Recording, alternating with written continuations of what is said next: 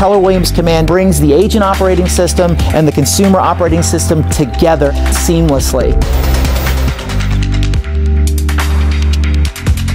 Command organized everything for me and put it in one place. When you have dominion over what you've got at your fingertips, it gives you the opportunity to grow. I was always moving between these different applications, but none of them talk to one another. And as a result, there's lost clients, which means lost dollars. A spreadsheet for my finances. We had 7 or 8 different logins. A spreadsheet for my showings report, for my listings, my price adjustments. It was a big time drain. Our goal is nothing short of reinventing how people experience real estate through technology and making sure that you're the owner of that technology. We wanted to build a platform that would connect Keller Williams agents all over the world. This technology was built by agents, directed for agents, and ultimately created to make your lives better.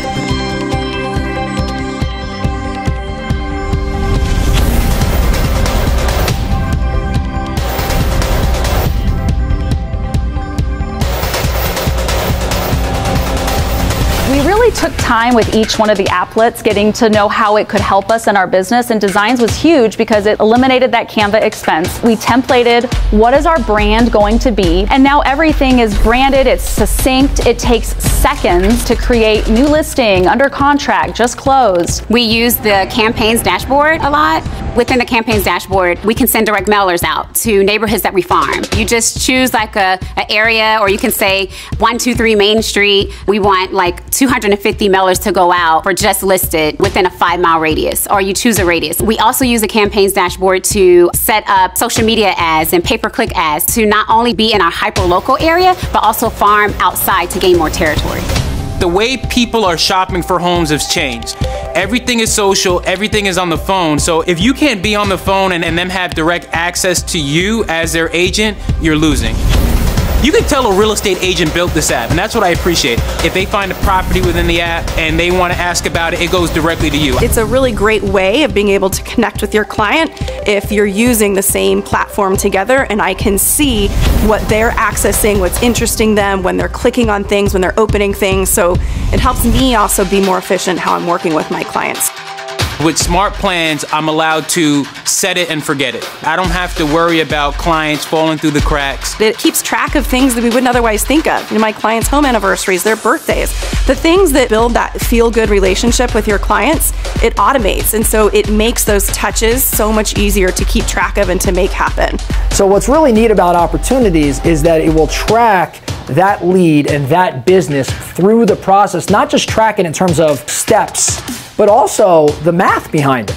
Every step of the way, as I get closer to a closing, I'm starting to realize those dollars. And as someone that knows pretty much every CRM out there, I've never seen this before. For me as a team leader, I use the Opportunities dashboard the most, just looking at the numbers and seeing where we are. Conversion rates, average commission, we're tracking what our sales price is. GCI, probable income, potential income, all those things are things that I'm looking at, and then ways to lead generate, ways to get more listings, ways to get more business within the team. I can make smart business decisions based on where are we going to spend more money, where are we going to cut back, and it's all right there in one spot. So like Gary said, when you know the right numbers, hitting the mark becomes the entire focus of the team. And so for us, when we want to know our numbers, we look at the reports dashboard to make sure that we're on track. You know, I could see what's on my agents' dashboards, but then I could also see how they're interacting. I could see where they're winning. I could see where they're not winning, and I could coach specifically to what it is I'm seeing. If I see a number of appointments being set and a number of appointments being held, but no listings being taken, and I have a tool that exposes that deficiency, what should I be coaching or training around? Command has simplified our lives on the back end of running a team with a lot of moving parts and pieces and human capital. It's allowed us to go to one place to get the answers that we're looking for in almost every single facet of our business. The cost per lead is ridiculously low. If I was spending $3,000 before, I can spend like $150 or $200 now. It's been like 95 cents a lead on Command. In one of our CRMs, we were paying as much as $2,000 a month. I could take the money I was spending on a CRM and I could support another family by hiring somebody full-time into our organization. We were able to cut our expenses by 50%. So moving to Command was just like a no-brainer. We can save money if we go to a free platform versus paying for one or two. right? We've leveraged the technology within Command and allowed for that to enhance our business. From A to pay, it just simplified everything. You could tell that this was made for agents by agents. What Keller Williams Command does better than any other system out there is it keeps you relevant and it keeps you right in the middle of the transaction and it doesn't let any detail slip by.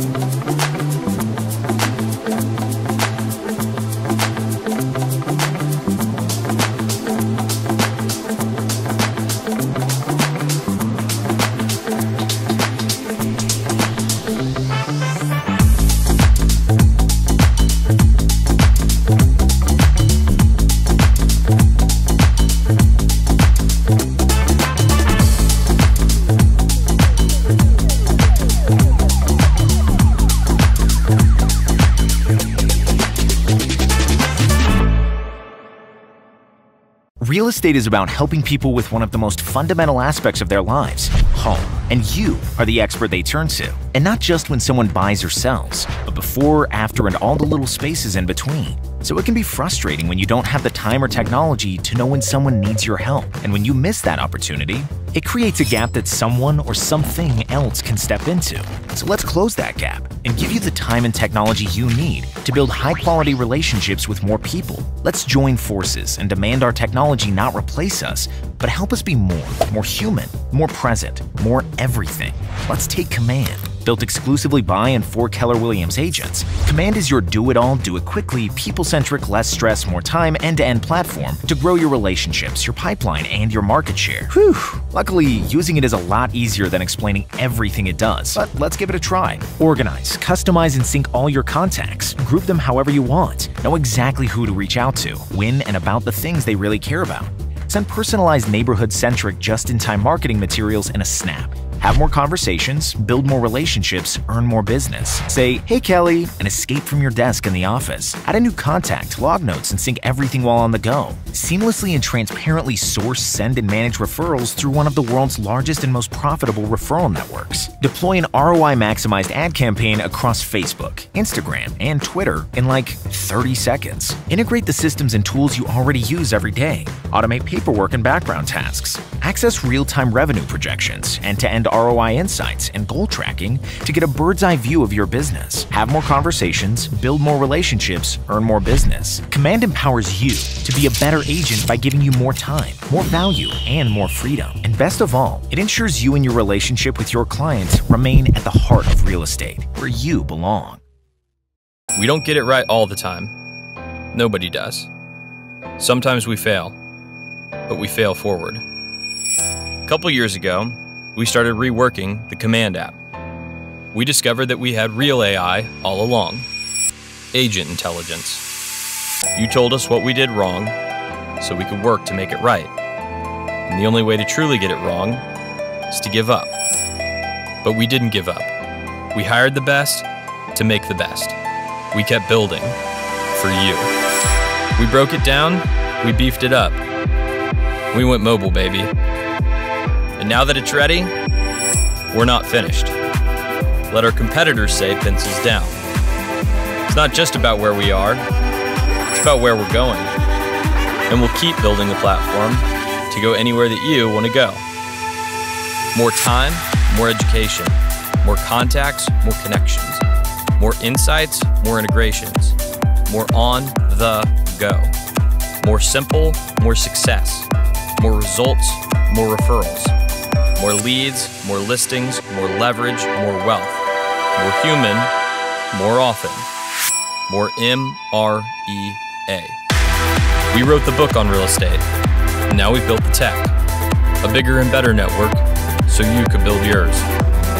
We transformed the technology from worry to works, from bugs to business, from doubt to double down. This is where she who controls the lead controls the industry. Take control of your database. Take control of your leads. Take control of your money. Take back control and take command. This is now an app with a fiduciary interest, an app that makes your fight personal. This is an intuitive real estate machine that learns, corrects, improves, anticipates, just like entrepreneurs. Built for agents, by agents. This is pure Keller Williams, made not just to keep up with you, but make you faster. Take ground, take command. This is the place, and this is the technology, built for entrepreneurs to thrive. We did more than make it right. We made it us. Onward. Whether you're a leader or agent, KW Command enables you to manage and grow your business through one powerful integrated platform. A typical agent spends more than 60% of their time away from their desk. That means you have to be able to take your business wherever you go. The Command app makes it possible. When you are on the go, everything you need is right there on your phone. You can access and manage your contacts, respond to new leads, prioritize daily tasks, and manage your opportunities, all within the Command app. Tasks are the backbone of your day. Within the Command app, you can easily add and manage tasks, then see a clear snapshot of what needs to get done when. So your to-do list is always up to date and prioritized. The Command app makes tracking contacts and leads easy. With built-in integrations for texting and calling, including Twilio and WhatsApp, you can effortlessly log a call or text, then instantly view it on your contact's timeline. There is a reason Command Mobile has a 4.8 out of 5 rating in the App Store. The Command app makes it easy to build, foster, and maintain relationships with your sphere of influence. You can assign a lead to a smart plan, add tags, and create notes, so you'll always remember what's important to your clients. You can manage your opportunities and always keep your pipeline updated. In-app and push notifications ensure you won't miss out on anything important. Plus, the app makes it easy to manage read and unread notifications and to set reminders. You'll always be in the know and ready for action whenever and wherever you get new info, like seeing who's requested a tour or who's inquiring about a property. Like we said, we're serious about helping you thrive. With the Command app, everything you need is at your fingertips. Command was created to help entrepreneurs like you thrive. Whether you're a market center leader or agent, KW Command enables you to run and grow your business through one powerful and integrated platform. We built Command around Gary's proven laws of lead generation. Build a database, feed it daily, and communicate with it systematically. It's all about being more human, more often, with more people.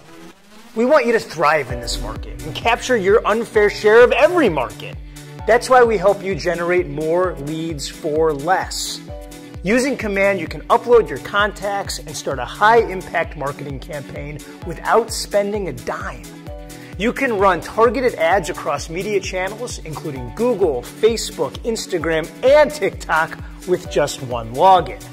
In Command, you can create one-off listing campaigns or always-on recruitment programs with push-button ease. No marketing expertise required.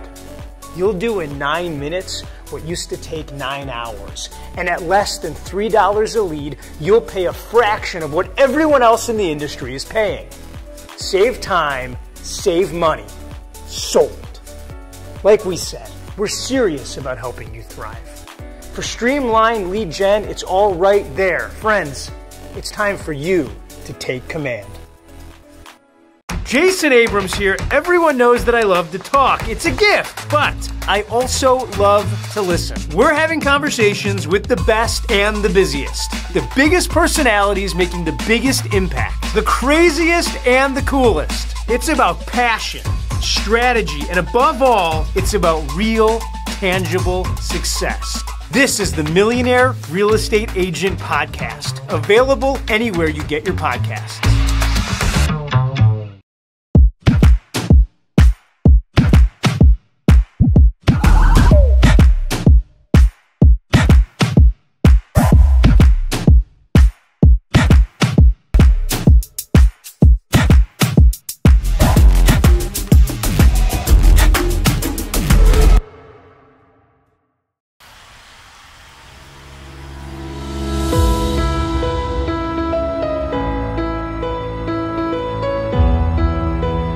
very much. We appreciate all the efforts. I know it's been flooded in the other areas, but still you're here to join us. However, we will guarantee that your time here will not be wasted.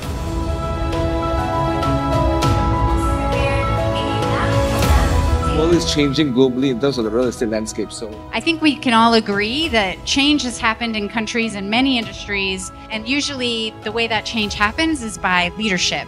Someone has a vision for things to be done a different way and to lead. Really, the mindsets of Keller Williams, I think, is what that leadership demonstrates, and then the agents are then able to model and follow.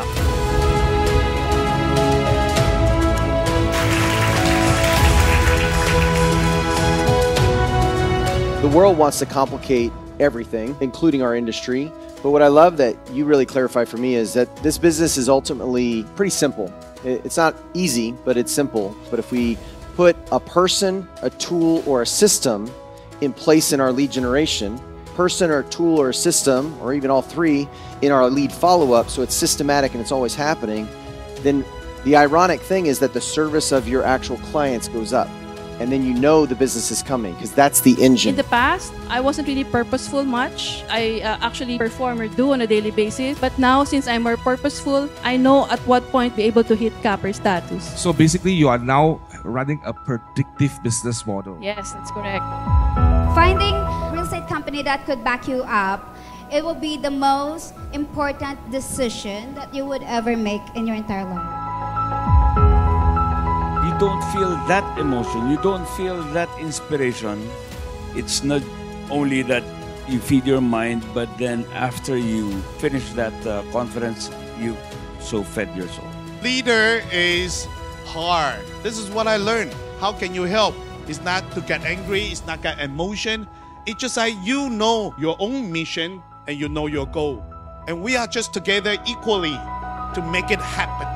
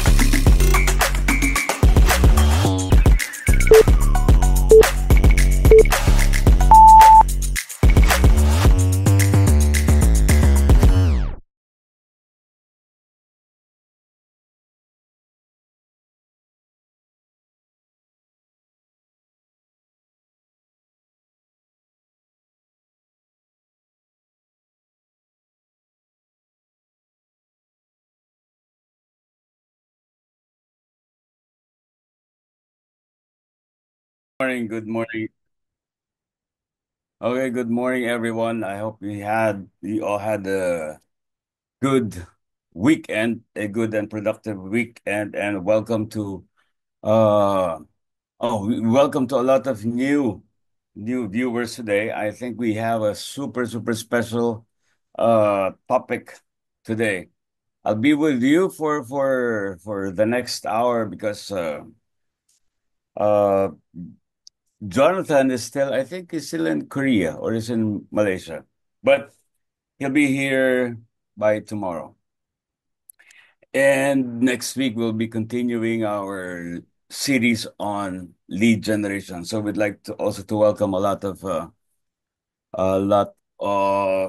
new viewers from different organizations, and I think you will find this You'll find this very interesting. So I think we still have time for you to share this with your teams. If not, you can share this. We are live on Facebook.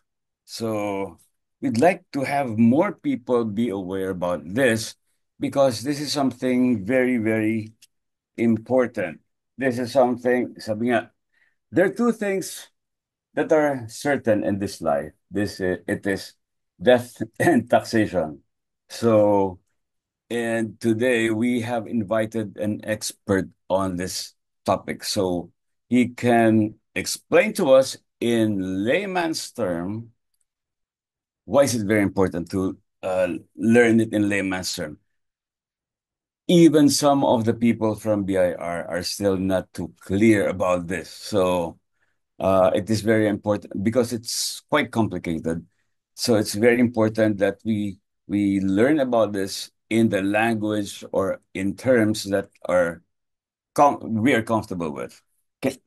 Okay. So we're going to have a very long discussion and about two topics. One is PFITA. PFITA is not the lechon. No? It's not the lechon. It is a Passive Income and Financial Intermediary Taxation Act. Okay, very, very important. It is about the increased capital gains. See? And the other one is a law which was passed on last year. That's the reason why we're using the SIs now. It's about the ease of paying taxes, or as we call it, the ease of collecting taxes. Okay, and then what we'll do is that we will leave enough time towards the end. Maybe you can leave about 15 minutes for the Q&A, because I am very sure that you will have, right now you already have a lot of questions in your mind, maybe even just before when you read about this. But you will certainly have more questions as you learn more about the details of this two very important laws. No? So today we will be discussing, as I've mentioned the title of both, the objective is for us to have a better understanding of the essence and the purpose of these laws and what is its current status, how will it affect you, how will it affect our clients or investors, how will affect our business, how it will affect our industry and our economy in general. We'll discuss its current status and nasa ang stage na ba siya, and we'll leave time for you to ask more questions. And we were very lucky, even on a very short notice. I've known this guy for many years, and he's been the consultant of many companies, corporations, and many real estate experts. He's one of the favorite lecturers because he does not pretend to be what's this? Some speakers would like to sound very highfalutin, very technical, but the fact is the audience does not get it. His style is relaying the most difficult and complicated terms and provisions in a language that is understandable to most, if not all, of the participants. So very busy. He's a very busy person, but because he loves the industry, he took time to share this with us now. So our special guest speaker now is a scholar and a graduate of the San Beda College in Mendiola, Manila, where he earned his Bachelor's of Science degree in accountancy, and he took his graduate studies in business administration at the Pamantasan ng Lungsod ng Maynila, with a diploma program in real estate management at the School of Professional and Continuing Education of the De La Salle College of St. Benil. That's the EdPrem, where I also teach marketing. Prof. Sai is a certified public accountant with more than 26 years of professional experience in tax practice, seminars and training. He is a former BIR. He's a former revenue officer with the Bureau of Internal Revenue. So actual to. It's not just a lecturer na broker, but he actually came from BIR, from 1999 to 2016. And as a tax consultant, he is the chairman and CEO of XDT and Company, which is a private firm providing services in the area of taxation and advisory services for estate planning, real estate acquisition, and transfer. So if I were you, you can get his contact details. Mamaya, you can chat him if you want to avail of his services. He is also a licensed real estate broker and a licensed real estate appraiser, an accredited lecturer and speaker of the training programs of the PRC under the PRBRES. Prof. Sai is one of the resource speakers and mentors of ABC, Always Be Closing Academy, and RFP Philippines, conducting lectures and seminars on tax and estate planning. So, guys, ladies and gentlemen, let us welcome Professor Silexferin L. De La Torre, real estate broker, real estate appraiser, CPA, RFP, and CTEP. Okay. Okay, thank you so much for that very generous introduction, Sir Andy. Again, good morning to all those who are listening and watching right now this morning. Maraming salamat po, Sir Andy. No? Yes, it's a Monday morning. Fantastic Monday morning. It's a very sunny Monday morning. And, Sir Andy called me up, I think, last Friday. Friday.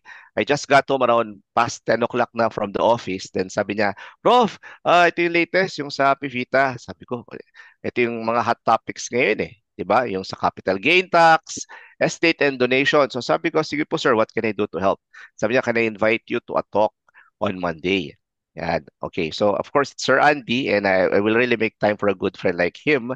And I said, sige sir, since dalawang topic kasi to, Sir Andy, no, yung EOPT, tsaka yung PIVITA. Yung PIVITA kasi ongoing siya, but maybe we could start first with the EOPT muna.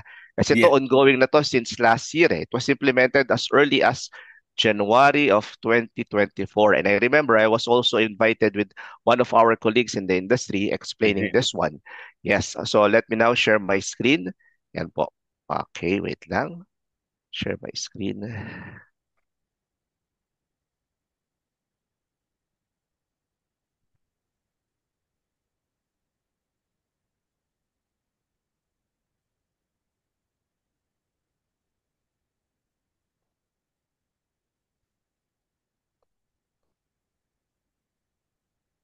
Okay, are we able to see yung ano po? To yung ease of paying taxes. Simulan ko muna po dito because this one is ongoing na siya. Yan, so yan. Thumbs up po if we're able to see the slides. Yan. Okay, thank you Sir Andy. So guys, no, as early as 2024 or last year, nakita na natin tong EOPT, ease of paying taxes. But when we were reviewing the provisions ng batas na to, so padaanan natin po unti-unti, no? So 2024 po, January, sinimula na po yan. Kaya nga po, when Commissioner Lumagi said, okay, waive na yung 500 pesos na registration fee. So a lot of people, sabi nila, bakit ngayon lang sinabi to? Well, because it was January 22 nung na-implement. And most of us, maagap tayo magbayad. We pay early as first week pa lang ng January, nagbabayad na tayo ng 500 pesos na registration fee. So it was already waived by the BIR, so wala na po yun. And beginning, of course, last year at ngayon, wala na tayong binabayarang 500 pesos. But Sir Andy, I was talking to some good friends at the BIR. Ang laki po ng epekto nun sa collection po ng BIR because of the what we call cost of transactions ng BIR. Yung were able to use the facilities. And mapansin niyo po, no, kung nagpupunta po kayo sa mga offices ng mga BIR po ngayon, malaki na po ang in-improve ng mga offices ng BIR. Marami pa rin pong tao, but they started doing what we call yung kanilang ISO accreditation. And ako personally, I appreciate yung ginawa po ni Commissioner Dulay, ni Commissioner Lumagi, na tinuloy niya yung mga magaganda implementation po. Okay, so ito po yung unang effect ng EOPT o Ease of Paying Taxes. Wala na tayong 500 pesos registration fee. Yan, but easily the government lost around 500 million because of this one. Sabi ko, sana ibalik ito because the convenience that we're also getting from the BIR, hindi rin naman po natin siya pwedeng i-discount. Pagpunta mo sa BIR, may maganda kang opisina, you can use their lounges. Di po ba, no? Napansin niyo po ba yan? Especially when you go to the BIR ng Makati, ng Taguig, ng Pasay, malaki po ang in-improve ng mga offices. Yan. Okay, and another provision, pwede na po magbayad kahit saan. Kaso, Sir Andy, ang napansin ko lang, pag magbabayad tayo, ganun pa rin yung requirement ng BIR nakalagay pa rin, di ba, especially for those practitioners who are here, pag nagbabayad po tayo ng taxes ng kliyente natin, nakalagay pa rin specifically pangalan ng bangko Sir Andy. Halimbawa, BPI, Makati Branch, Bureau of Internal Revenue, in favor of Juan de la Cruz, tin number 1, 2, 3, 4, 5. So mahaba pa rin. Mahaba pa rin nakalagay. Akala ko naman dati, Bureau of Internal Revenue na lang, which dapat naman sana gano'n na lang But ito nga, yung pinag-usapan namin ni Sir Andy, it's not really ease of paying taxes, but ease of collecting taxes. Correct. Because sabi ko, nagawa naman ng pandemic, bakit hindi magawa ngayon? And I do understand the reason why. Because ang mga RDO, Sir Andy, binabantayan pa rin nila yung mga kanilang turf or yung kanya-kanyang collection or quota. But in fact, taxpayer naman tayo ng buong bansa. And I was even talking to my former Makati BIR director. Sabi ko, sir, ito dapat to i-address kay Commissioner. Dapat na nakalagay na lang talaga sa check Bureau of Internal Revenue. But still, banks would insist na dapat buo pa rin siya. So, comment po kayo on that one Pero kung nakakapagbayad kayo, nakalagay Bureau of Internal Revenue, congratulations. But still, banks, when we pay, gusto nila mahaba pa rin nakasulat dun sa cheque. Yan. Another thing would be the removal of the civil penalties. But actually, itong removal of civil penalties, hindi naman po siya entirely true. Ang nangyayari lang po dito is yung civil penalties po natin, ang sabi nila, Sir Andy, bumaba from 1,000 pesos, naging 500 pesos. But what they failed to explain is for you to be able to be entitled sa reduction dun sa tinatawag nating civil penalties na 1,000 to 500 pesos, meron po siyang tinatawag nating threshold based dun sa classification ng taxpayer. Taxpayers are generally classified into 4. Tingnan nyo na lang po kung saan po tayo rito. Micro, small, medium. Yan. Pagka 3 million pababa, ang classification natin micro. So most ito sa mga first time o yung mga bagong mga brokers, salespersons, or mga ahente na hindi pa lumalagpas ng 3 million ang commission nila. But once you are already a seasoned broker or a salesperson, pwedeng nandun ka na sa classification ng medium.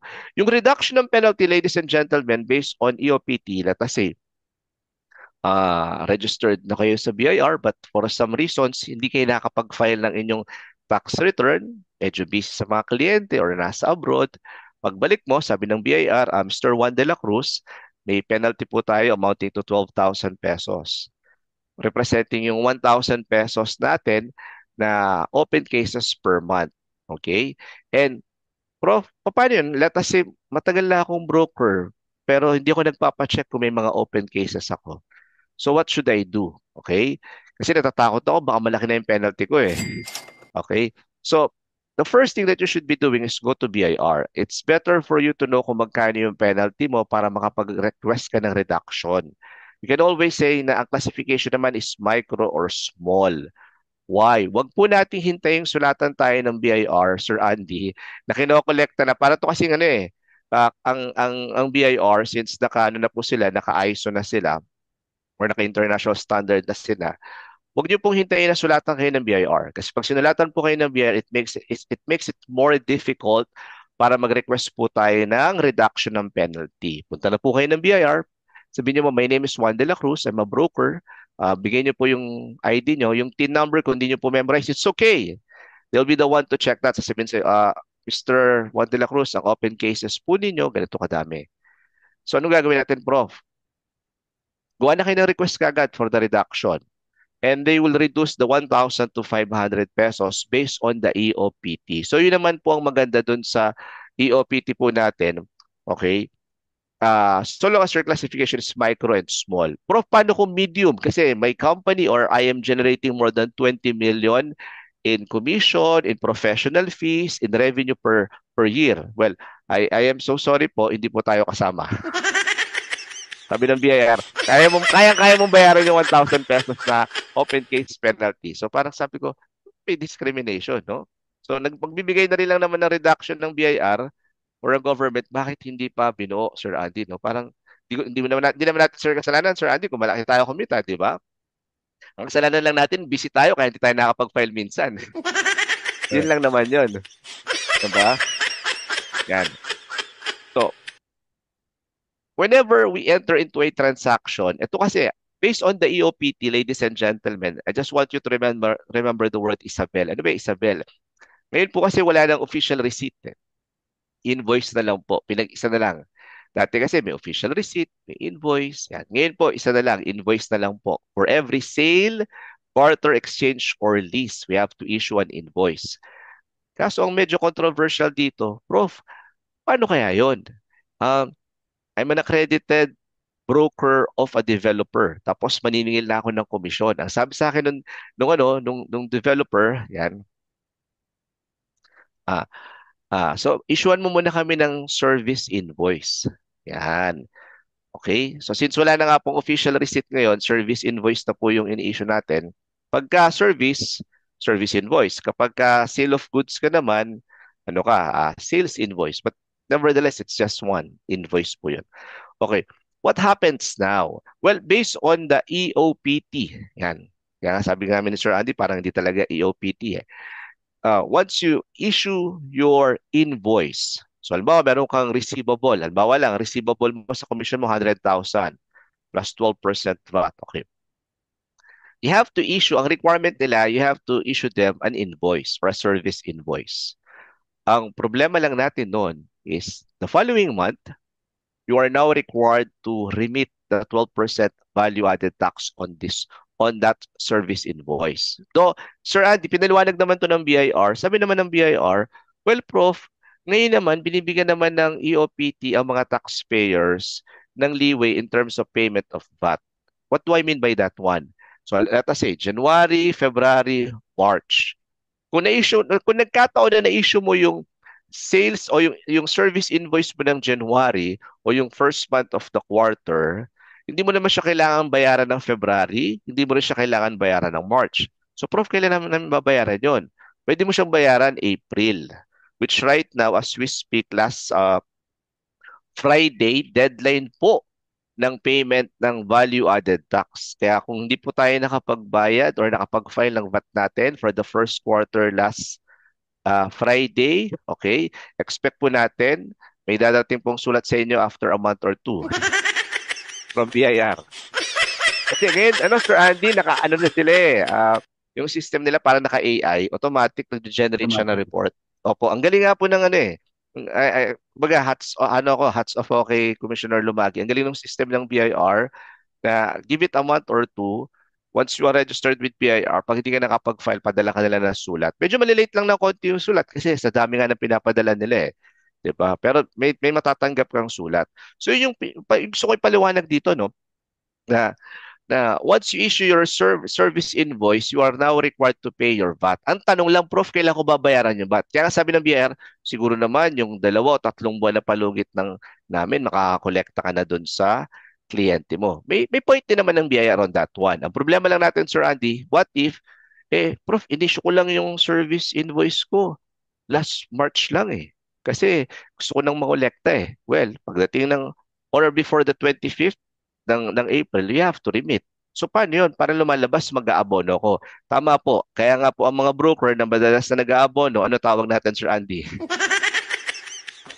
broke. Diba? Oh, hindi ka na nakakolekta, mag-aabono ka pa. Kaya kung pwede nyo iwasan, yun lang sabi ng mga kaibigan si Pierre, sir, Prof, kung pwede mo iwasan na i-issue siya a month before the deadline ng VAT, gawin natin para meron kang at least mga 2 months na pagitan. Di po ba, no? Parang sabi ko, okay. Ako kasi when I talk with good friends sa BIR, minsan instead na mainis ka or magalit ka, minsan pakinggan din natin eh. Kasi kahit naman sila, in fairness sa mga kaibigan natin sa BIR, wala rin silang magawa, Sir Andy eh. Kasi yun yung sinasabi ng batas eh. Ang nakakatawa lang, or hindi man nakakatawa, when laws like this one are being crafted by our politicians, yun sana yung panahon na dapat kailangan yung inputs natin eh. I remember I attended it was sponsored by PICPA. The main sponsor or the main speaker is Joey Salceda. It was last year. And we were discussing portion ng PIFITA, ng EOPT. Then Joey Salceda clearly said sa akin, I was in the platform, hawak ko yung mic. Siguro nakukulitan na nga sa akin eh. Sabi niya, Iho, ang dami mong tanong. Hintayin mo na lang. Hintayin mo na lang lumabas yung bata. Sabi ko, kung sinabi niya yon, I was really stunned. Sabi ko, kala ko ba public ano to? Consultation. Diba, consultation. Dapat nga, pakinggan niya yung mga practitioner because we're the ones either helping the BIR to be able to collect and at the same time, protecting the interest din ng mga taxpayers. Why? Because we're the ones who are going to pay for these taxes eh. Tama po? Yan. Sige. So, balikan lang natin to. Yan. So, makita nyo, no? Ito, yung dati kasi tayo, pagka nakasingil tayo sa kliyente, doon lang tayo, the following month, doon lang tayo magbabayad. Ang tawag natin doon, cash collection or based on cash receipts. But now, tayong mga brokers, real estate practitioners, ladies and gentlemen, once you issue your invoice, okay, the following month or the following quarter, we are now required to file and pay our tax. Specifically po yung value added tax. Sa income tax, Sir Andy, wala namang problem eh. Wala naman po problem kasi pagka naman po income tax, pareho pa din naman po ang rules. Sabi rito ni Miss Van, Prof, paano po nalaman if non-VAT or VAT kami? How do you identify, classify which is which? Okay, simply po yun. If you are registered with the BIR, okay, you just have to check, of course, your COR, kung VAT or non-VAT ka. So what is my recommendation? Sa mga bagong salespersons, brokers, ahente, or real estate practitioner, well, mag-start muna kayo sa non-VAT. Why? Madali pong mag-convert from non-VAT to VAT. Pero pagka VAT ka, Sir Andy, you have to wait 3 years pa bago ka ma-convert sa non-VAT. Ano, Prof? Bao non-VAT ako? Hindi naman ako lumalagpas ng 3 million. Kaya pag nagpunta ko kayo sa BIR, ito ang sasabihin nyo, turuan ko na ko kayo ng spiel. Ma'am, good morning po. I'd like to be registered as a as a compliant broker or real estate practitioner. Paki-register po ako as non-VAT. Sabihin nyo na po kagad na non-VAT kayo. Kasi pag ang BIR po ang tinanong nyo, sabihin nyo sa kanila, ano pong magandang registration? Sasabihin sa'yo ng BIR, Mr. Juan de la Cruz, ang magandang registration is VAT. Tapos bigla ka magtataka, ang laki ng penalty mo simply because mas malaki yung tax na kailangan mong bayaran with the government. So mag-non-VAT muna po tayo, okay? Then, eventually, kung lumagpas ka ng 3 million, let me be the first one to congratulate you. Good. The following month, kasi yun naman ang gusto namin ni Sir Andy, na lahat naman tayo kumikita ng mahigit 3 million eh. Tama po? Yes. Others might be saying, Prof, halimbawa yung mga kliyente ko, hindi naman humihingi ng resibo o hindi naman humihingi ng invoice. Anong dapat kong gawin? Ay, napakaganda. Invite niyo po kami ni Sir Andy sa Manila Pen. Magkape po tayo. Wala na kong kayong gagawin. Diba? Iba na kinakabahan. I got that same question last Saturday. I did a talk for the industry sa mga, Sir Andy, sa mga insurance naman. Sabi niya, paano yun, bro? Sabi ko, simple lang ang gagawin ko. Hindi humingi na resibo or hindi nagbawas ng withholding.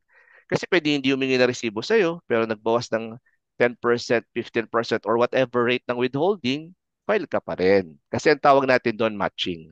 Kasi matitrace ka agad ng BIR po yun eh. Others would say, bakit naman ako? 10 years na akong broker, hindi naman ako nasusulatan ng BIR. Proud ka pa? Diba? Okay yun. Kung di ka sinusulatan, blessing ang tawag natin doon, di ba? Pero huwag mo na sasabihin. Checkin mo na lang, registered ba ako? Kasi kung gusto mo naman magpa-register, magpa-non-VAT ka muna. Para lang walang problema. Kasi ngayon po, failure to register, ladies and gentlemen, ang penalty is 50,000. 50,000. Okay? And it's one thing that I always tell good friends na madali naman magpa-register eh. Kumuha ka na ng PTR, 300 pesos, pakita mo yung PRC mo, sabi mo lang non-VAT ka. Yan. Paano po sabi ng developer we file as VAT? Okay. Priority ng developer po na VAT kasi they're expecting you to earn more than 3 million. But you can also explain to them that sabi mo sa kanila, okay, for tax purposes, but this has to be very, very clear, ladies and gentlemen. Halimbawa, sabi ng developer, oh, gusto namin VAT. Just be sure na pag binayaran kayo ng commission nyo, it's commission plus 12% VAT. Kasi other developers, Sir Andy, especially mga small or mga bagong developers, and I encountered this with some of our good friends in industry na nagpa-consult sa akin, mali yung computation. Halimbawa, ang kanyang commission is 5%. Ang nangyayari yung 5% pala, ano na siya, VAT inclusive, may kasama na. Sabi ko, di 5% ang commission mo. Ang commission mo is 4.88% kasi yung 12% sinama. Mangyayari doon, mag-aabono ka. Kung sinabi nilang 5%, so let's be clear on this one, ha. Sometimes we are so excited, but we have to be clear also in our contract with the developers na kung VAT registered ka, yung commission mo should be commission plus 12% VAT. So, commission mo is 100,000.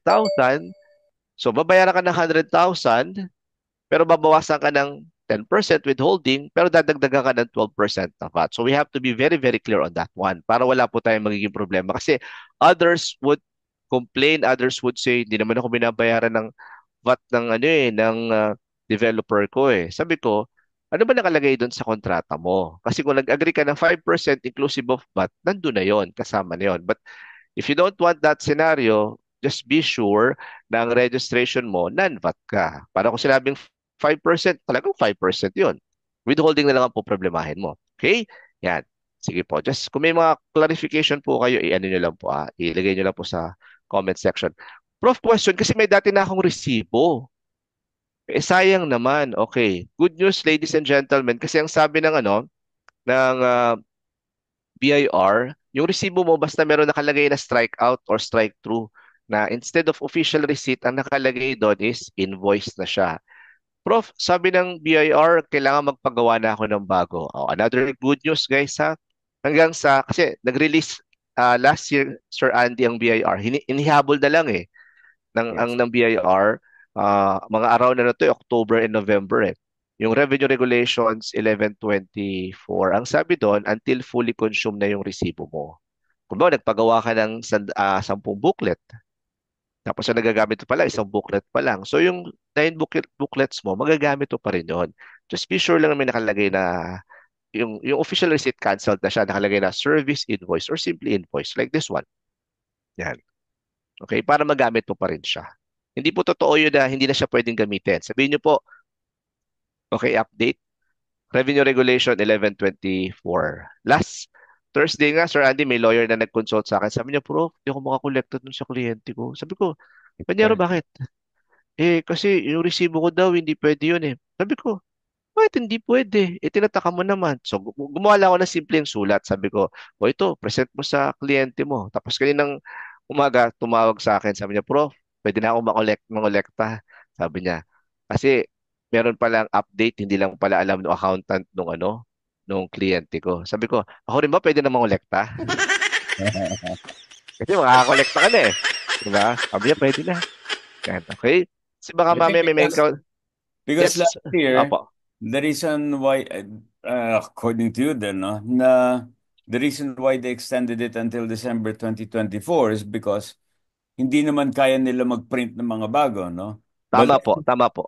Dumating yung December 31, 2024, hindi pa rin kaya mag-print. So, pag na-consume nyo yung 10 booklets, congratulations. Ayun, ibig sabihin. Pero ang sabi ko naman sa mga kaibigan ko, kung it would also be best na mag-apply na kayo ng authority to print to have another invoice. Kasi di rin magandang tingnan naman sa kliyente na yung resibo natin, yung naka-stamp pa eh. Eh magkano lang naman ang resibo? Di ka naman gagastos siguro ng 5,000 sa resibo, di ba? Yan. Sabi ni Sack, Prof, company withhold 10% tax but did not ask for a receipt. Will there be VAT filing? Yan. Ako ang rule ko, ang pinaliliwanag ko sa mga kaibigan, I also would like to acknowledge my good friend si Lorenzo na dito. Yeah. Okay. Ako, simple lang ano ko eh. Kung hindi humingi ng resibo, walang problema. Pero pag nag-withhold yan, may issue tayo. Pag nag-withhold po yan, you have to file. As simple as that. Kasi the reason why they are withholding is because they are going to claim the commissions na binayad sa inyo as an expense. Eh, how about yung VAT, Professor Sai? Okay, okay. How about yung VAT? Kailangan ko rin po ba mag-file ng VAT? Hindi sila makakapag-claim ng VAT eh. Pag wala silang nakuha ang resibo sa inyo because the requirement of the system is they have to encode yung resibo o yung invoice na binigay mo. Sa VAT, wala kang problema. Pero pagdating sa income, i-report nila yan. Ulitin ko, ladies and gentlemen, for those who are listening and watching right now, Prof, hindi ako hininga na resibo. Pero nag-withhold sa akin ng 10%. Okay? Kung nag-withhold sa'yo ng 10%, hingi ka ng 2307. Kasi pera mo yan eh. I-remit nila yan sa BIR. Ipinawas yan sa'yo eh. Sa income tax, i-report yan. Sa VAT, posible hindi kaya report kasi hindi humingi na resibo eh. Diba? Sa VAT, wala kang problema. Especially kung non-VAT ka naman talaga. Okay? Prof, what would happen if I fail to issue receipt? Well, yung sinasabi nila imprisonment, malabo naman talaga yon. Okay? Pero, Prof, may nakulong na ba? Parang wala naman nakulong sa history ng Pilipinas. Marami na po. Hindi lang nagtagal. Bakit? Nanlaban? Hindi. Kasi bailable naman yan. Diba? Hindi lang siya nanlaban. Bailable. Kasi ang mangyayari doon, ako dami ko nang binil na kliyente, Sir Andy, sa ganyan eh. Yung abala kasi. And even the police themselves sabi nila, Sir, dyan na lang kayo sa office, tapos tawagan nyo na lang yung accountant nyo o yung lawyer nyo, mag-bill na lang po kayo. Para mamaya, makauwi na kayo. Sila, di ka naman nila ilalagay sa loob talaga ng kulungan eh. Kasi alam naman nila, yung ano mo, yung kaso mo naman is bailable.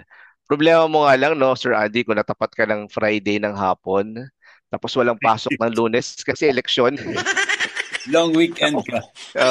Long weekend sa loob ng presinto. Magbabakasyon ka nang wala sa oras. Diba? Yan. So, another question, Prof, ano kami? Foundation kami. Like for instance, Sir Andy, yung mga real estate organization natin, PAREP, Andrea, Rebap, banggitin nyo na lahat po yun.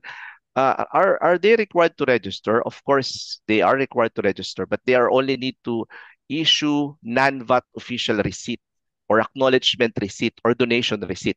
Pero ako, I would tell them, magpagawa lang kayo ng non-VAT official receipt kasi hindi naman kayo vatable, hindi naman kayo subject sa income tax. Kailangan nyo lang is you have to either quarterly or annually file para meron kayong compliance with the BIR. Kasi protected naman tayo ng Constitution eh. And under Section 30 ng tax code, mga non-stock non-profit are not taxable. So, yun lang naman ang kailangan doon. I-align lang yung registration. Pero Prof, paano kung hindi kami registered? Again, mura lang po magpa-register sa BIR. Huwag po nating hintayin sulatan tayo. Kasi, Sir Andy, ito serious issue to. May mga real estate organization na hindi registered sa BIR. And yet, they are collecting memberships. They are collecting dues from the members. I always tell them, magpa-register po kayo. Especially yung chapter nyo. Sabihin nila, hindi kasi registered naman yung head namin eh. No. Yung head nyo, registered yun. Lumalabas kasi parang branch kayo eh.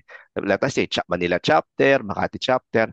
You have your own registration. You have your own mandate. You have your own sets of officers. You have to be registered. Especially when you start collecting receipts. You start collecting membership dues. You have to have yung non-VAT official receipt. Parang walang sakit ng problema. Sakit ng ulo.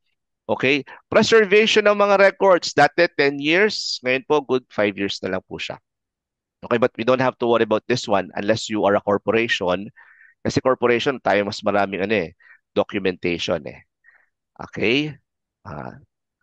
Ito, this one. Another good thing sa EOPT, Sir Andy, wala nang expiration yung mga e-car natin. Before, ang e-car good for 1 year, tapos naging 3 years, tapos ginawang 5 years. Ngayon, sabi ni Commissioner Lumagi, okay, and I also would like to congratulate him on this one.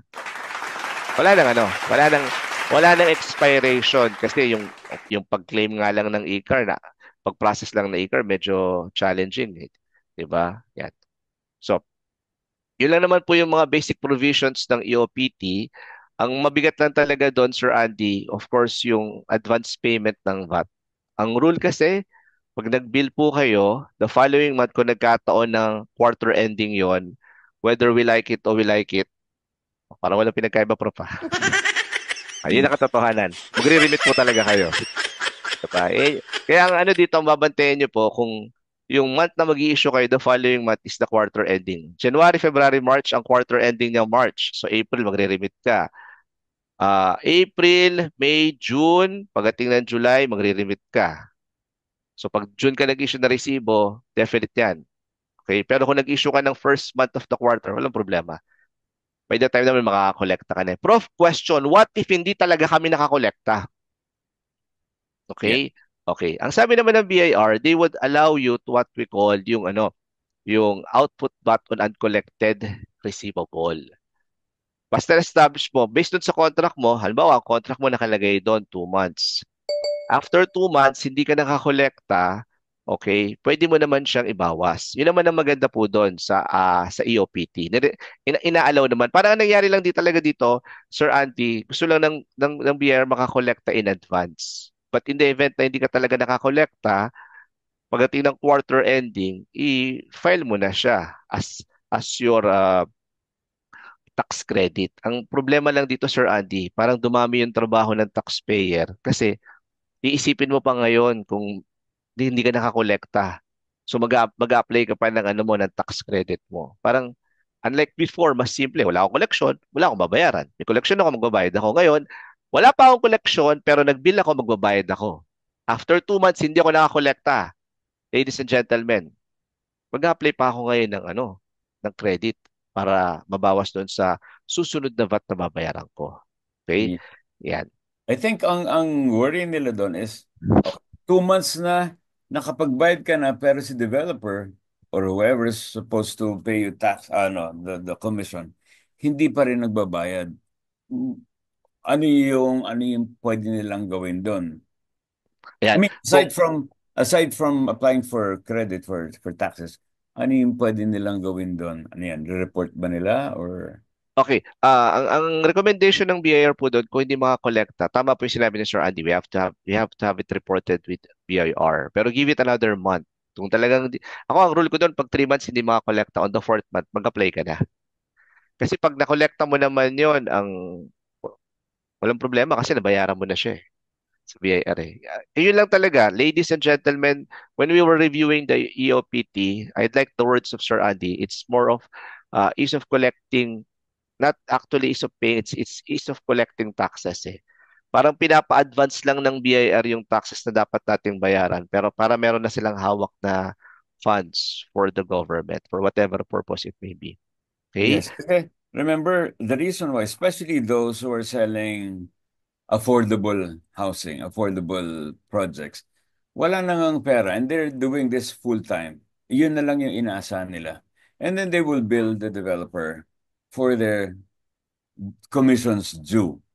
And pag nag-bill sila, sasamanan nila ng SI. SI, tama po. Magbabayad na sila ng taxes. Kaya nga sila nangungulekta, wala nga silang pera Tapos mag-aabono pa sila, ano yun, ipapangutang pa nila. And then, kung hindi sila babayaran ng developer or whoever, kawawa naman yung agents. Ano yung recourse nila doon? Apo. Ang mangyayari po doon, since hindi nakakolekta po yung agent, tama po yung binabanggit nyo kanina What would simply happen doon? Ang pinaka-recourse talaga nila, they report the developer sa BIR. And BIR always, they take it seriously when taxpayers would report yung mga ganyang incident. Nagpapadala kagad sila ng revenue officer doon sa company. And whenever it happens, it also triggers the company to pay their agents. I remember when I was in the BIR, classic example, Sir Andy. Ano siya, meron siyang mga apartment, pero hindi siya nag-issue ng resibo. Nagkataon, meron siyang isang tenant na marunong. So, humingi siya ng resibo, ayaw niyang bigyan. Nagpunta sa amin sa BIR. Immediately, the director of BIR Manila, created a task force. 3 kasama ako doon. Pinapuntahan ka agad. And ang maganda doon, nakakolekta ng malaki ang BIR in terms of taxes. Naging compliant yung taxpayer. So, if you are a lessor, you might want to be registered first. Prof, di naman humingi na resibo yung mga kliyente ko o mga tenant ko O di bali, kung di humingi, walang problema. But be sure, meron kang naka-available. Kasi iba po yung ayaw mong magbigay sa meron ka, hindi lang humihingi. Mas gusto ko na meron kang resibo, okay? Kung humingi yung ano mo, tenant mo, ready ka. Kasi kung mareklamo po tayo na sa BIR, I am telling you, 50,000 ang penalty po nun. And it's no laughing matter. Diba? And hindi lang yun. Pag nareklamo ka, expect mo the following year, meron ka ng letter of authority, subject for audit ka na ng BIR. Ang BIR pa naman, Sir Andy, pag nasimulan kang i-audit, parang ayaw kang tigilan. Every year, kahit na maliliit Favorite ka na. Favorite ka na. Favorite ka na ng BIR. Okay? Now that you mentioned sorry if we'll be deviating. Now that you mentioned yung lesser, no? Isa lang yung unit nung tao. Apo. Isang unit na ginagamit niya, and then let's say went out, let's say for a long commitment abroad, and then pinarent yung unit. But it's not technically not habitually engaged in leasing. Required pa rin ba sila to issue or to have, or expected ba sila magkaroon ng OR or ng resibo nila? Ayan, okay. Alam niyo, ang ganda thank you for that, Sir Andy. Ang ganda ng question ni Sir Andy. Isa sa mga laging concern ng mga kaibigan nating investors, especially those mga balikbayan natin na may isa o dalawang unit na paupahan, am I required to be registered with BIR? Okay. Di ba nagiging complicated kasi. I tell them, I would go back with the basic. The moment you engage as a professional or as a lessor, you have to be registered. Ang tanong mo na lang doon, how should I be registered? Should I register as a lessor personally? Kasi ang problema natin when we register as a lessor personally, it affects all other investment whether we like it or not Very clear ang provision ng train law tsaka ng CTRP, guys, na if you are a lessor, a developer, or a dealer, it simply converts all your properties into an ordinary asset Kaya pag ang kliyente nagbenta ng properties, sabi ng kliyente, Sir Andy, ayoko na magpaupa, bibenta ko na yung unit ko kasi kailangan ko ng cash. Siyempre, tutulungan natin. We would sell his or her property. Ang problema pagdating sa BIR, sasabihin ng BIR, Sir Andy, lesser yung kliyente mo plus 12% VAT. Yeah. So what happens now? Lumalaki ngayon yung babayaran taxes ng kliyente natin. Kaya tayo, as a broker, our first responsibility is before magbentahan, and I always tell this to friends, hindi ko magkano ang unang tanong. Ang tanong is, ano ba ang classification ng property mo? Capital ba to or ordinary? And how would you be able to address that? Tingnan mo muna, pinapaupahan ba? Pag nakita mo pinapaupahan, talagang ordinary asset yan. Ano next recourse mo? Please, paki-check ano ang TIN registration ng taxpayer. Lessor ba yan? Active lessor ba yan? Kasi kung hindi active lessor yan, pa-retire mo na since ibebenta naman pala yung property. Para pag-verify ng BIR, lalabas doon, ordinary TIN number na lang siya. Hindi na siya as lessor. Third, okay? Third and equally important, you have to inform, you have to get a certification from the barangay or from the PMO. Ang issue lang natin dito, Sir Andy, a lot of developers and condominium corporations right now do not want to issue certification na yung property nila hindi ginagamit kasi obviously talagang ginagamit siya for business purposes Kaya ang BIR pa naman, especially banggitin ko na BIR Taguig, ang higpit nila on that. Pag wala kang certification from the PMO, automatic ang treatment nila ordinary asset. So paano nga yun, Prof? Kung gano'n, well, hindi mo siya pwedeng outright ibenta na meron siyang tenant. Kailangan magkaroon ka pa dyan ng parang sleeping period Okay? Or relaxing period na at least at 6 months, ikaw ang makitang gumagamit ng property Okay? Those are some of the more objective or more practical tip that I can share to you kung paano siya to ensure lang. Another way of looking at it is you may also would like to take advantage ng OPC, one person corporation. Prof, kung talagang gusto ko naman magpa-open ng property, anong gagawin ko? First, do not be registered personally as a lessor. Mag-create ka ng one-person corporation na yun ang pabayaan mo maging lessor. Para ikaw as an individual, ang TIN number mo, ordinary TIN pa rin. Kasi pag ikaw ang lessor mismo, it affects all other investment. So, halimbawa, meron ka limang property, dalawa lang ang pinapaupahan mo, yung tatlo talagang mga bakanting lote yun. You register as a lessor, may problema tayo. You create an OPC. Para pag binenta mo yung ibang property mo na hindi mo ginagamit for business purposes, capital gain tax na talaga ang babayaran mo. At makikita naman ng BIR po yun eh. Okay? Yan. Sige. So, any other concern? Bago, ito padadaanan ko itong pipita kasi ito ang ano natin ngayon, ladies and gentlemen, medyo mainit-init na issue eh. I don't know kung tama ang timing ng government, but the way we look at it, parang medyo off eh. So, let me share now my screen. Okay. So, PIFITA, or otherwise known as Passive Income and Financial Intermediary Taxation Act, or PIPITA na lang kasi parang ang hirap talaga eh. Pangalan pa lang, no? Pangalan pa lang ng batas, ang hirap na. My God, sabi ko. Okay, para saan po ba to? Okay, right now, update. Nasa third reading na siya sa House. Kasi Ralph Recto, if you remember, sometime in 2006, he was the original EVAT man. From 10% naging 12%. Ngayon, controversial na naman yung kanyang legislation. Diba? Increasing the rates. Sabi ko, parang hindi na natuto yung mama sa nangyari sa kanya, no? But nevertheless, let's just take it as it is muna. Ano ba itong PIFITA na to? Well, ang ganda talaga ng objective ng batas na to. The purpose of this one is really to simplify because tayo, as an investor, marami tayong mga passive income. Eh. Meron tayong rental, meron tayong interest sa bangko, meron tayong royalties, meron tayong dividends. And all of those passive income, iba-iba po ang taxation rate niyan eh. Okay? Sabi nga natin, kung hindi magaling ang accountant mo, sasakit ang ulo mo kasi ang dami mong babayaran. Especially if you are an investor of different corporation. Every time na tumatanggap ka ng dividendo, sasabihin sa accountant mo, Sir Andy, kailangan natin magbayad ng 10% final tax on dividends. So yung dividendo mo, babawasan ng 10% yun. Parang commission natin as a broker or as a real estate practitioner. But really, the purpose of this one is to simplify. Parang isang universal tax rate na lang. Ang recommendation at that time is to use one tax rate which is 5%. Maganda yon kung tutuusin. Kasi like for instance, yung interest natin sa bangko, Sir Andy, 20% ang binabawas sa atin nun. Kung meron kang royalties, 10%.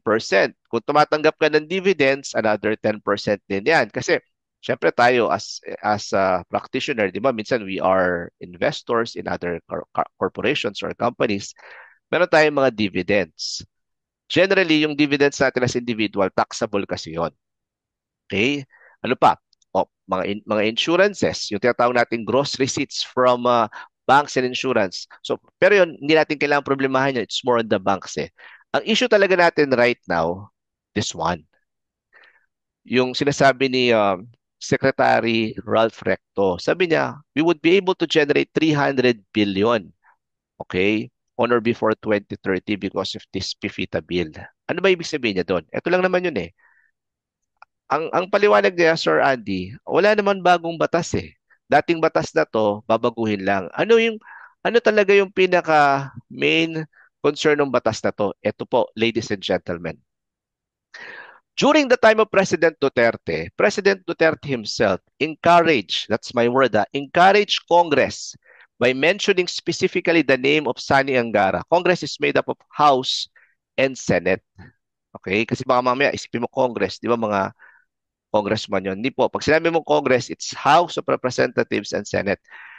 President Duterte encouraged the Congress to lower the tax rate. Why? Para mas maraming magbayad. Which napaka-practical mag-isip ng mama. Sabi niya, kaya walang magbayad kasi number one, mataas yung rate. Number two, may penalty. Number three, complicated yung taxation system natin. He even mentioned the name Sani Angara. Sabi niya, Sani, pirmahan nyo na yan para makapagbayad. And that's the reason we have train, we have tax amnesty, we have create. Pagpasok ni President Bongbong, nagkaroon ng additional, create more. Yan. So maganda rin naman sana siya, pero it starts to complicate yung taxation natin. Kahit kaming mga practitioner, we are now busy reviewing yung create more, Sir Andy, kasi ang term ko doon, create more confusion. Ang sa ulo talaga. Kahit mga kaibigan kong lawyer, mga tax lawyer na yon, sumasakit ang ulo. Sabi ko, hindi ko alam what's happening eh. Ang ganda na, nasimulan na natin ng maayos sa train tsaka sa create eh. Tapos nilagyan pa tayo ng ng tax amnesty eh. Pansinin niyo po, no, ladies and gentlemen, from 6%, it's going to go up as high as 10%. Universal po yan. Capital gain tax, donors, and estate. And I was asked one time, sabi ko, if there's one bill that they should be filing, it should be an extension of the amnesty. Because the government was able to generate more funds because of the amnesty, especially yung estate tax amnesty. Why? Sir, kasi wala ng penalty eh. Di po ba? Yeah. Kumbaga, before train law, the estate tax rate goes as high as 20%. And the reason, tama naman yung dating presidente, very practical din siya mag-isip. Okay? Sabi niya, kaya hindi mabayaran yan kasi number one, mataas yung rate. Second, maraming penalties. Kaya yung mga naiwang heirs, up to now, hindi mabayad-bayaran kasi kahit sila, sa laki ng penalty, mamatay-matay din sila. Ba? So, ibaba mo yung rate, mas maraming magbabayad. Ngayon, ang sinasabi naman ni Senator Ralph Rector, Secretary Recto, according to him, he's not recommending the extension of the amnesty, which ako, I do not personally agree because hindi maganda yung logic niya, Sir Andy. Sabi niya, Sir Andy, I am not recommending simply because sayang yung makukolektang amount dun sa penalty. My God, sabi ko. They are concerned with the penalty. Ladies and gentlemen, after June 14 this year, babalik po tayo sa 20% na estate tax rate.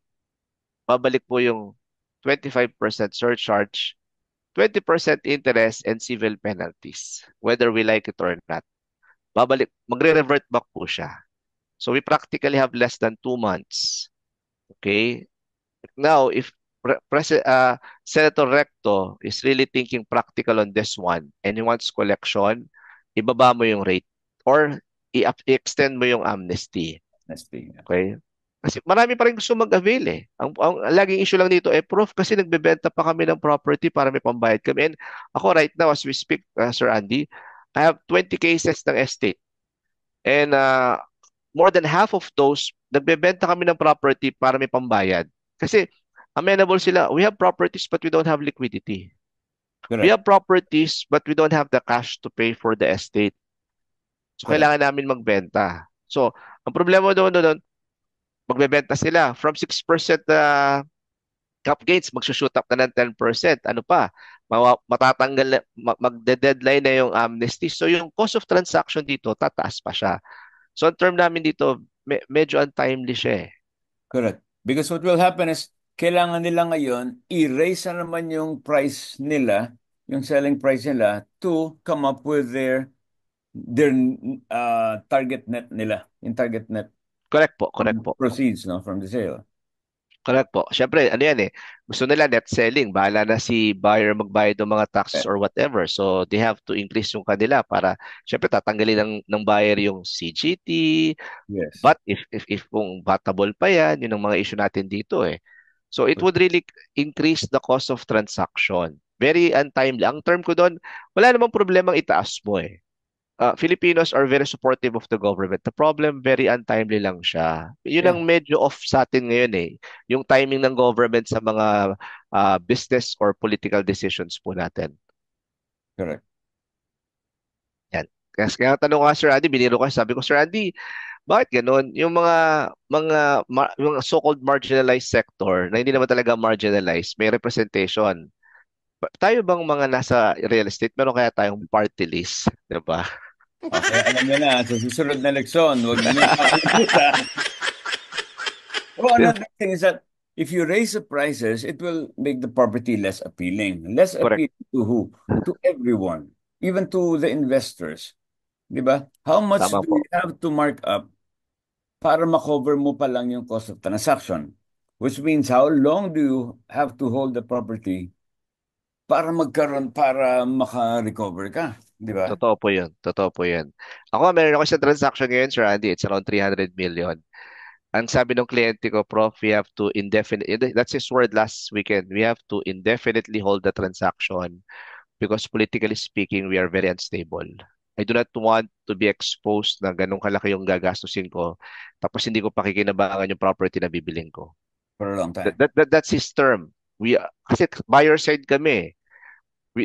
Ang term niya, indefinitely hold politically unstable. Sabi ko, hindi ko rin masisi yung kliyente because what's happening right now. Parang hindi siya talaga conducive to really invest. Okay sana if the government would like this one. Oh, i-hold muna nila to kasi very untimely. Yeah. Sir Adi, sagutin ko lang isang tanong ni Ana. Sabi niya, if our e-car was issued before July, do we follow lahat po ng e-car, right now, wala na po siyang expiration. Bawa, kung nakalagay po dun yung e-car nyo, mag-expire siya, pero before yung date nung regulation, wala na po siyang expiration. Ngayon, if you really want to be sure, just bring the copy of your e-car sa BIR. Tatataka naman po nila yun eh. Okay? Yeah. This is actually the purpose of this session. The big associations like CREVA and REA and SHEDA has already prepared the joint position paper for this one, no? Eh ngayon, we need a bigger voice. Na it's not that we don't want to pay taxes, it's just that sabi nga timing lang. Ngayon pa na every day you have headlines about the challenges of the industry. Tama and po. then, kumbaga, this will be the last straw na medyo gulpi na nga yung kabayo, sisipain mo pa. See? Tama po. Tama po. I think we should, that's the reason why, share this post, share this with your groups, and then I think we can have a stronger voice, a louder voice na medyo ipa-defer naman natin to while we encourage everyone to pay taxes. Ano po yun eh? Let's wait na mag-stabilize po na politically kasi medyo, whether dito sa Philippines, actually hindi lang naman dito, kahit naman po sa abroad, di ba? Yung mga policy ng Amerika, partly it's also affecting us. It's not conducive. Parang wala akong nakausap na mga kaibigan kong kliyente would say na natutuwa sila ngayon eh. Parang lahat sila masama ang loob kasi talagang everything seems to be so uncertain eh. Parang hindi nila, ang isa pang issue nila rito, Sir Andy, if I may bring it up, sabi niya, kidnapping. Biglang all of a sudden, natakot na naman sila na parang, Prof, kidnapping is a serious issue right now. Some would like to relocate pa ng ibang bansa just to be sure na hindi maapektuhan yung kanilang family. And again, it's not saying good about our country because of that. Yeah. But then din nga, I mean, limited to taxation, the other neighboring countries are encouraging investors to invest in their country with tax incentives pa. With tax incentives. Tapos tayo, ito yung ilalabas natin. Anyway, itataas pa natin. Yeah. Thank you, Senator.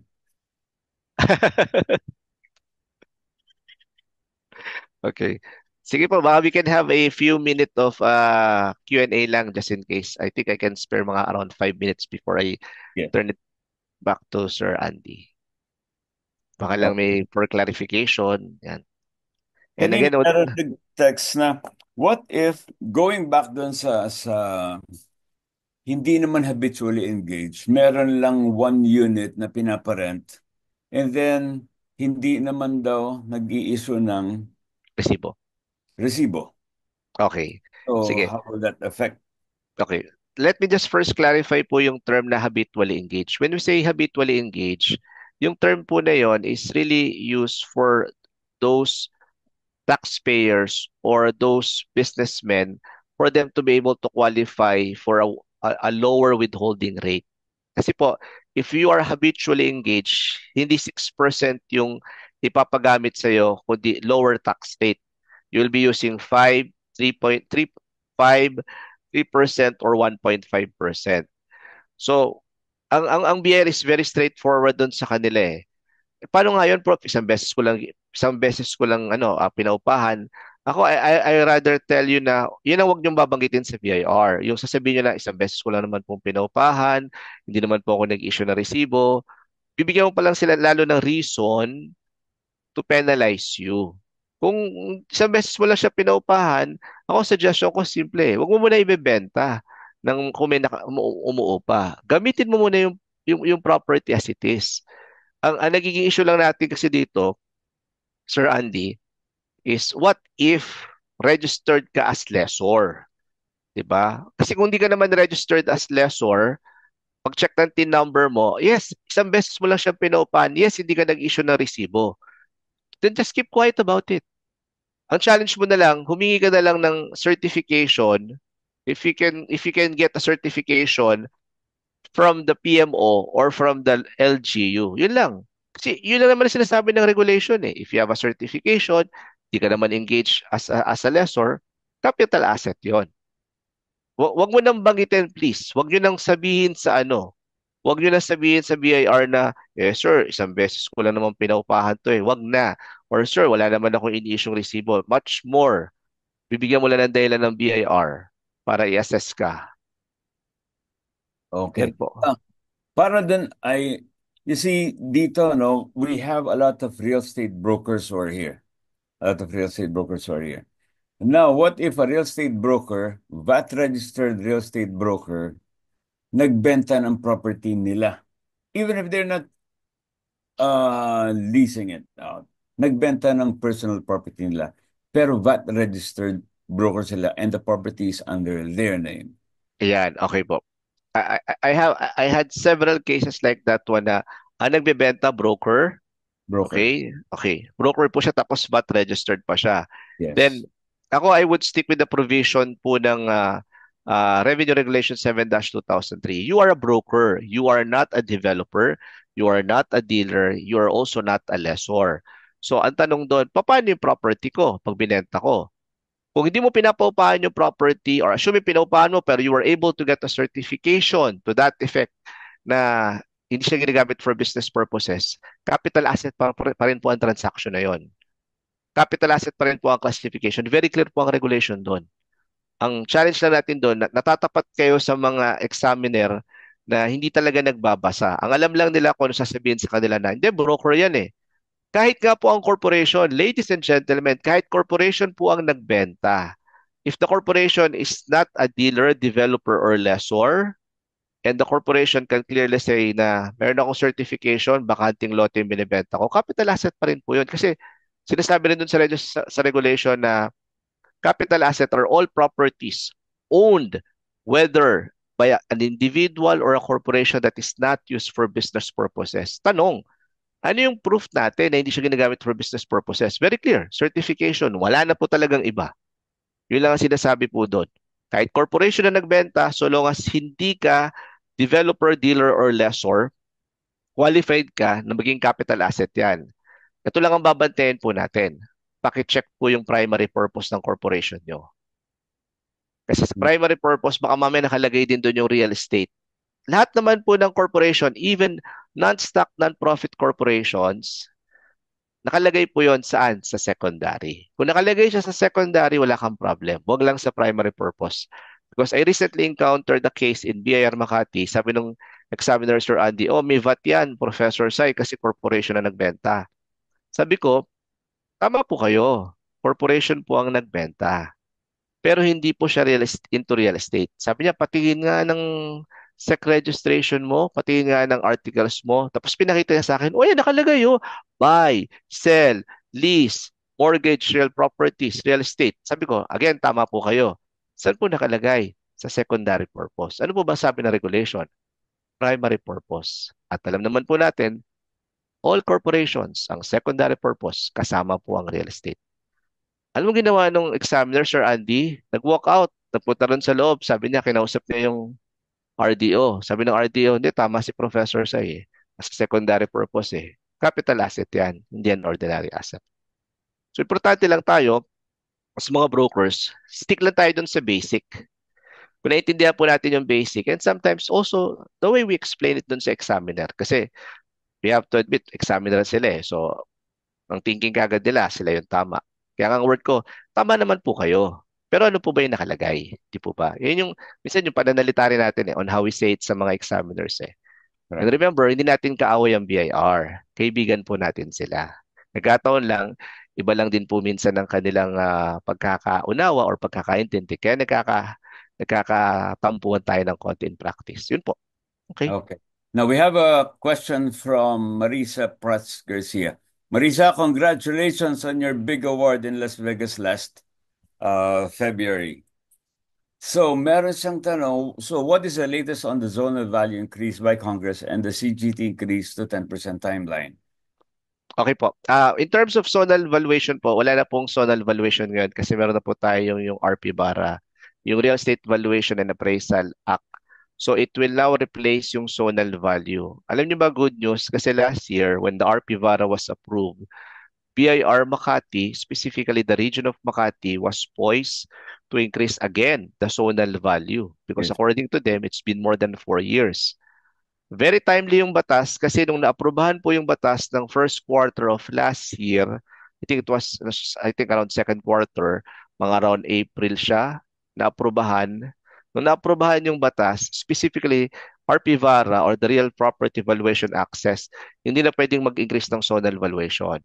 Isa na lang ang pwede magsabi kung ano magiging valuation. It's going to be the Real Estate Valuation Board to be created. It's going to be an agency. But right now, since wala pa namang finality yon, ang gagamitin pa rin natin zonal. Pero stop na yung increases ng mga zonal, Sir Andy. Hindi na sila pwede mag-hold ng mga public meetings na mag-i-increase sila. Ang pwede mag-hold ng mga public meeting, just in case, ang local government unit.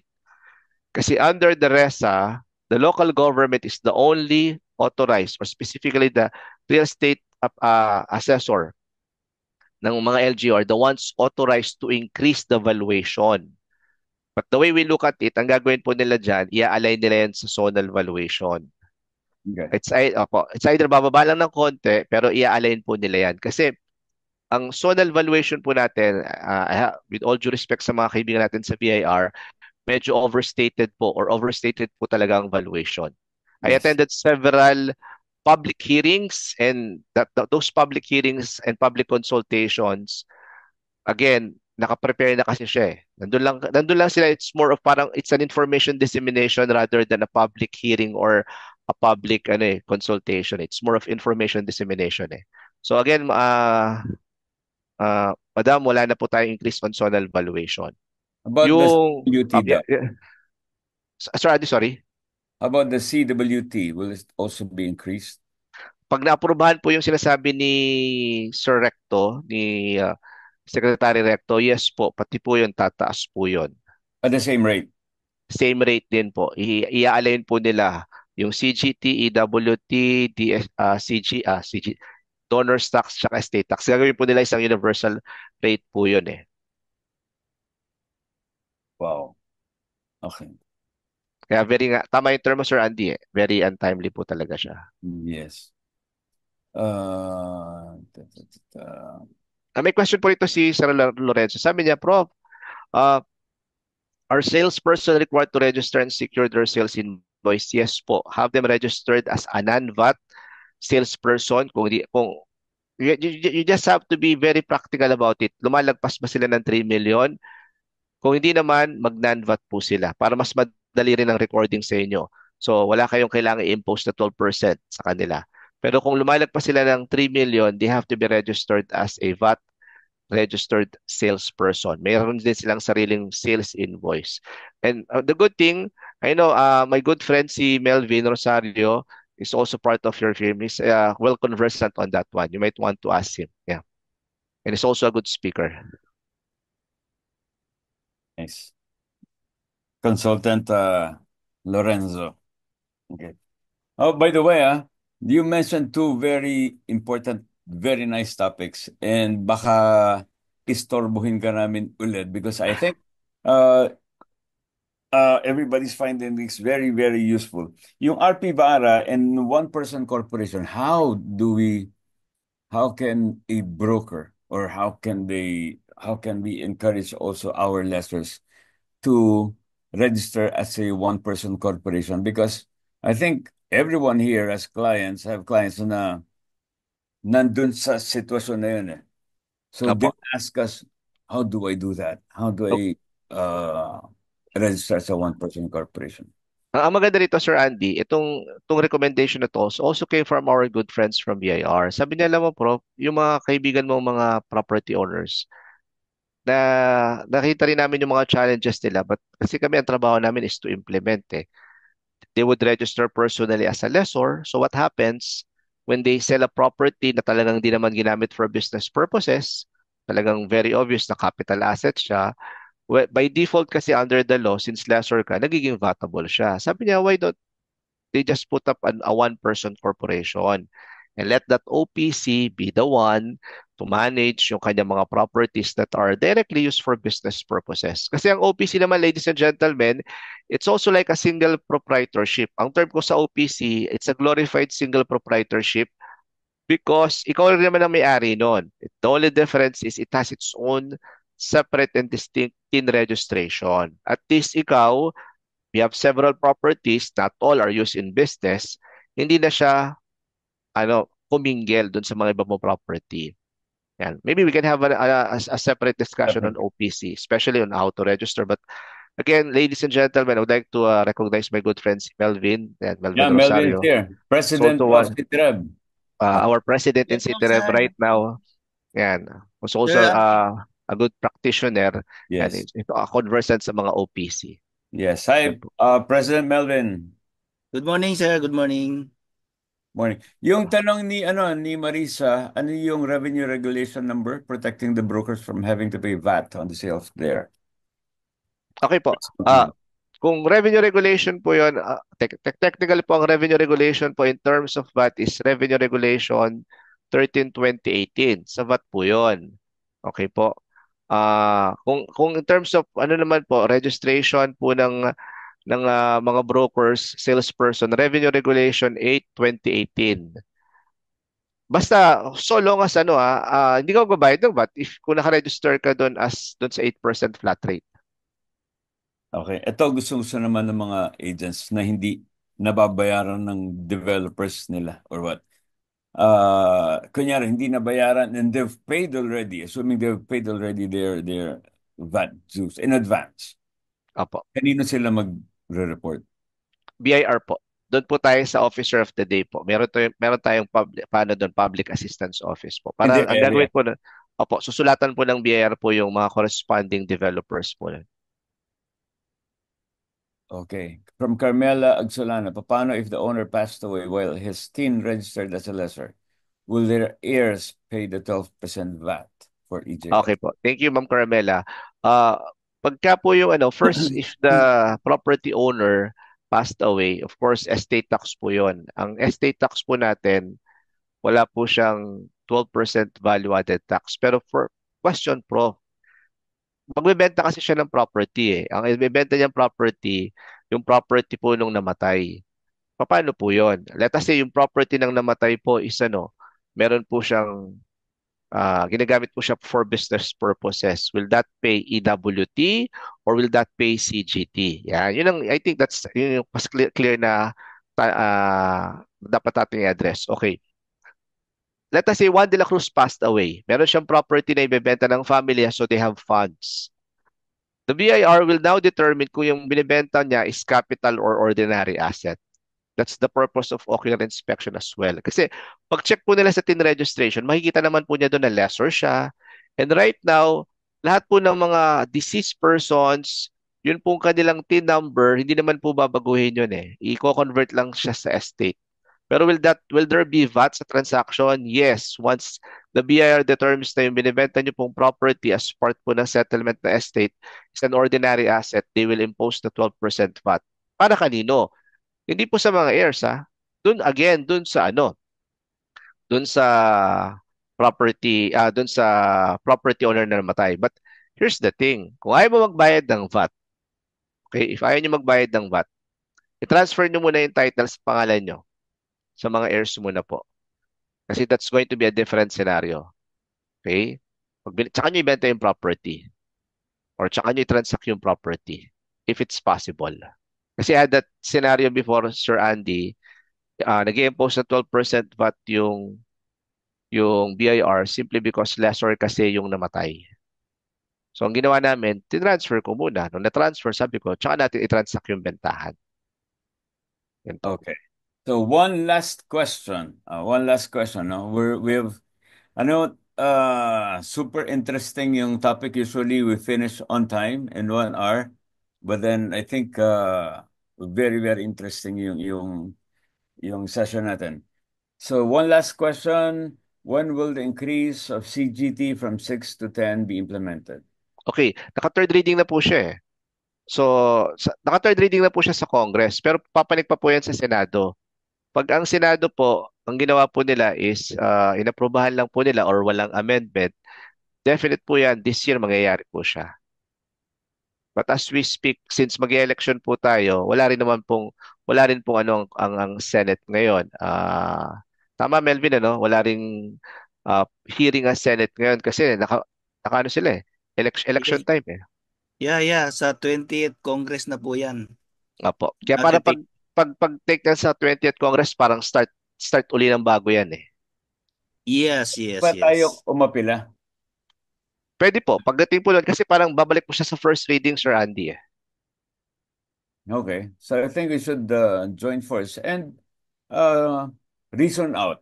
Not directly naman violently opposed, no? But express to the officers concerned yung magiging effect niyan sa industry, sa business and the economy in general. Magtataas ka nga ng taxes kung wala naman activity, anong collection yung pinag-usapan natin? Tama po kayo doon. Diba? So again, share this one. So thank you very much, Professor. Guys, you just saved 3,000 each para sa special session na to. If you are learning and if you find value dito sa session natin na to, very unselfishly shared by Professor Sai, please type 1. Please type 1 if you found the value in this one. Yes. Thank you very much. And do you want a second session on Apibara and the one-person corporation? Type 2. Now you have a lot of fans na ulit dito, Prof. Sai. Sige, maybe we'll schedule that, Sir Andy. Pag-usapan natin yung schedule. May materials naman po tayo dyan eh. And I think it's going to be a good discussion, a way to minimize taxation, so much taxation to our properties and investment. And it's only not, I hope we will not let this just become a discussion. We have also to, maybe for ourselves then, for our business, no? We want this business to be sustained.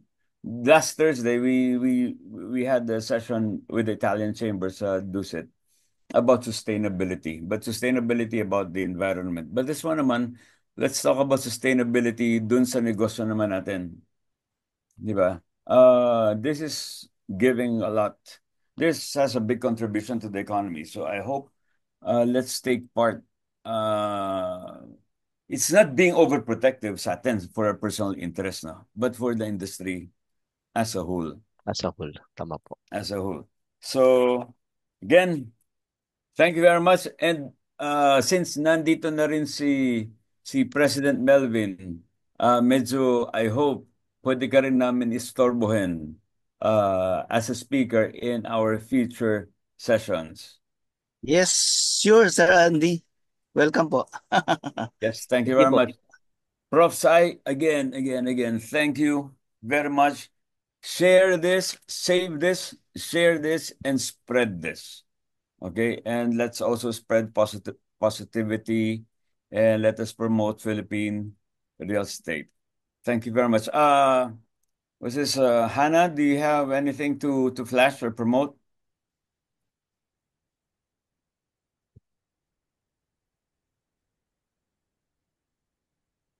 We share this, Prof. nga pala. This is not just for Keller Williams. This is for the industry. You see, we have a lot of friends here from all organizations, all associations, all real estate companies. This is our way of giving back to the industry and serving the industry. And with people like you who are unselfishly sharing, we can do more. Okay, wala ka na i-share, Hannah? Wala na po, sir. Okay. Thank you very much. Again, have a great week ahead. Thank you very much, Prof. Welcome, Sir Andy. And guys, thank you so much for listening and watching.